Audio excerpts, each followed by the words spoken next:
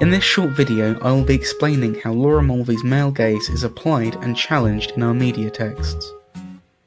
Throughout the narrative, women are put into a position of power. Myra Frost is our protagonist, a seeker hero. This is the most prominent step towards challenging Mulvey's criticisms. This is carried forth with Myra's noble intentions to solve the case of Dale's murder, and in contrast, her willingness to enter a moral grey area to achieve this.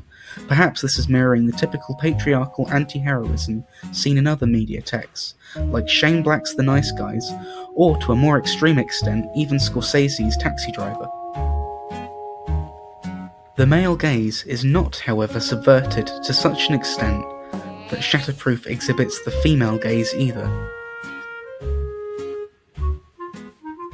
Men are not strictly presented as sexualized, although it is worth noting that Dale is somewhat of an object of desire, sought after by Leo Newton and eventually Myra as well. Dale does adopt the characteristics of the femme fatale that Ruby Rich described, inexplicably evil. In addition, other male characters fulfill Rich's dumb lug male archetype. It seems that the female characters have a moral compass and are competent. An interesting concept in media is the use of positioning characters. After researching this concept, we opted to place Myra on the left-hand side of the poster. She is also the most prominent, existing in the foreground.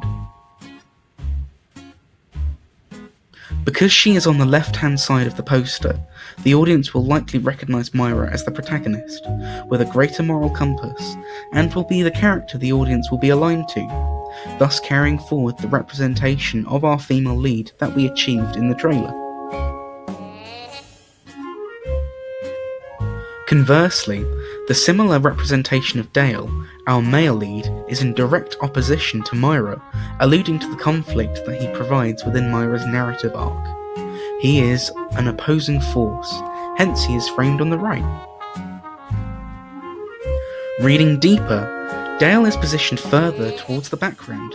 In Photoshop, we tried to ensure that the layer of Dale existed closest to the background. This position in relation to depth may also foreshadow Dale's hidden story and ultimately become representative of his final conniving representation that we see at the conclusion of the narrative. Such a representation in the poster of Shatterproof is also reflective of Levi Strauss's binary opposition theory, Myra and Dale ultimately representing the opposing forces in Shatterproof. This would further explain Leo Newton's absence in the poster.